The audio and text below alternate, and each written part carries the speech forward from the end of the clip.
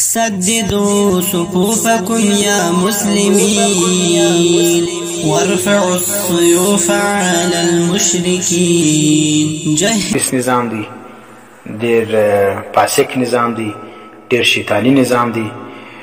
د جمهوریت او د خلافت ډیر فرق دی. سره په خلافت کې چې کوم دی د خلیفہ چناو چې کوم دی دغه انتخاب اهل الحل والعقد بکی، یعنی باثر خلق علما فقها دا رقم کسان بکی، اهل الرای کسان بکی. عام خلق لره دغه په دغه انتخاب کې دخل نسته، صرف د بیعت لپاره چې څه وخت اهل الحل والعقد امیر منتخب کی، خلیفہ منتخب کی، عام خلق به دغه وروسته بیعت لراځي، بیعت وکړي خلی. او جمهوریت کې چې وګوره هغه کې انپړه، جاهل، غل، زانی دا ټول چې کوم دی هغه رای سره برابر ده، او دې چې کوم څوک وټاکي هغه به بیا مشر وي. دویم دا د خلافت کې د ملک قانون چې کوم دی خود به خود قرآن و سنت وي، بس د عوامو د خلیفہ اجازت ته ضرورت نشته، یا پارلیمنت او اسمبلی ته دا ضرورت نشته چې بس دا نظام دې څه وکړي، د دې پاس کې بیا د ملک قانون وګرځېږي. خود به خود قرآن و سنت دا آئین دی، دا قانون دی، دا 2/3 اکثریت ضرورت نشته ولا. اور په جمهوری نظام کې، شیطانی نظام کې، دجالی نظام کې اسمبلی چې کوم دا قرآن و سنت چې کوم دی هغه د اسمبلی 2/3 اکثریت ته محتاج دي. دا خبره ډېر قابل غور ده چې کوم کسان زما دا خبره اوري تاسو پر دې سوچ وکړئ. دا خبره ډېر خطرناکه ده چې اسمبلی 2/3 اکثریت قرآن و سنت پاسي او بیا د ملک قانون جوړیږي. دا دریم چې کوم دی خلافت کې اکثریت رای هر وخت چې کوم دی هغه قبلیږي نه. خلافت څه کثرت رای چې کوم ده دا ته اعتبار هر وخت نه، کله کله چې څوک کثرت رای د دلیل پر بنیاد باندې بیا پر هغه باندې فیصله کیږي. او جمهوریت کې چې کوم دی حرف اول و حرف اخر کثرت رای ده، چې کثرت رای کومه فیصله وکړه کشي کبه دی هغه به څه کیږي، بس کیږي به.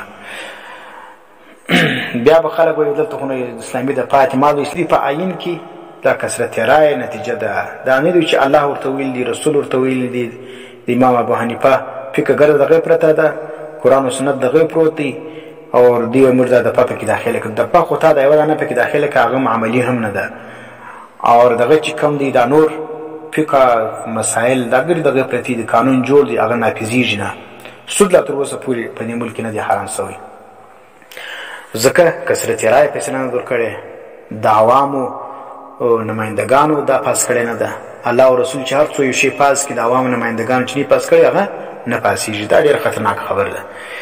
بل دا د خلافت کې انسانان قانون نه جوړوي، قانون ساز نه وي. تاسو ګورئ په خبرو کې بار وخت اوري قانون ساز اسمبلی، قانون ساز. د قانون سازي حق په جمهوریت کې اسمبلی او پارلیمنت لري دي، او خلافت کې چې کوم دی یو څوک هم قانون سازي نشي کولای. یو خو غیر منسوسی مسائل دوی چې مثال اجتهادیات چې توي قرآن او سنت کې صراحتن یو شی نه ذکر، بیا چې کوم دی حکومت لري اختیار څه چې قانون سازي وکړي. یو چې قرآن او سنت کې صراحتن یو شی ذکر پای کې قانون سازي حق یو چاله نسته.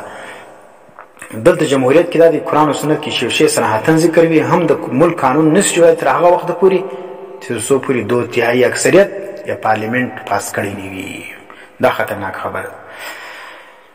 بل خبر دا د خلافت کې چې څه وخت یو سړی هغه خلیفہ جوړ شو، دا به چا پلان نشي لري کولای تر څو پورې چې کفر به واحد نه ځینې دلی ویني چې کافر سوی نه دی به د منصب سره لري کوي.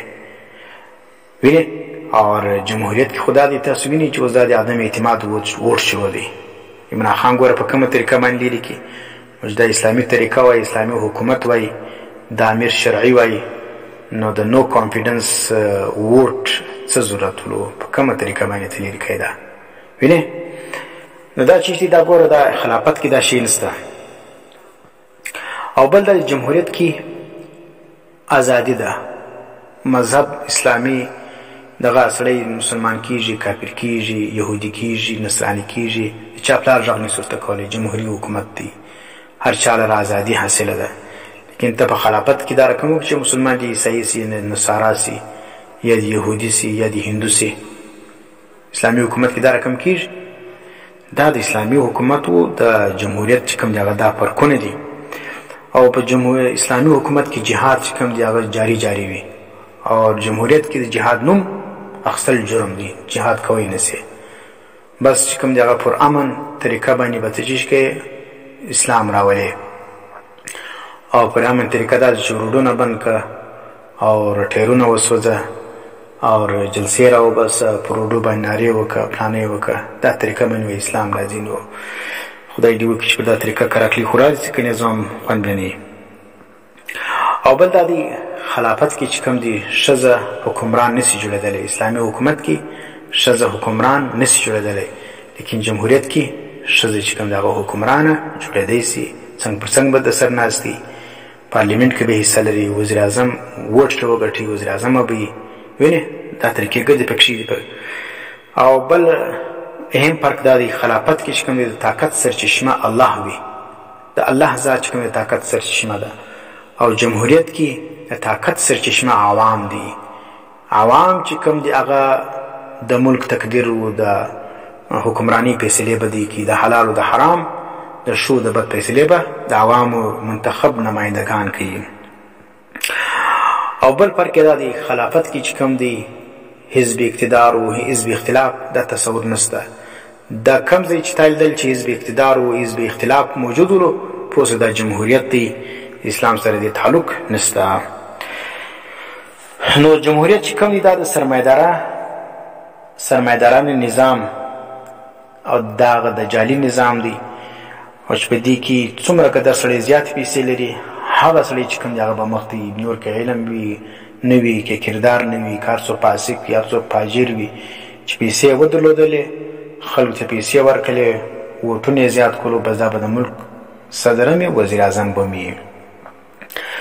نو زما مقصد دا نه دی چې موږ پر خلکو باندې د کفر فتواوې لګو. دا چې کوم حالات په مسلمانانو په ممالک د جمهوریتونه دي، دا ګرد شیطاني د جعلي نظامونه دي. پاتې ته علما ول پکې لګیا دي. علما چې کوم دي هغه دومره وس نه لري چې دا نظامونه دوی په خپل طاقت باندې بدل کړي.